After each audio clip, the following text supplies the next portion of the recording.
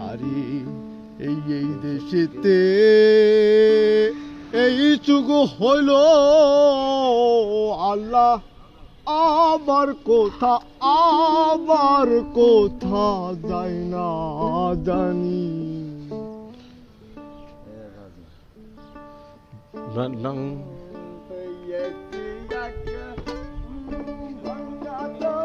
হে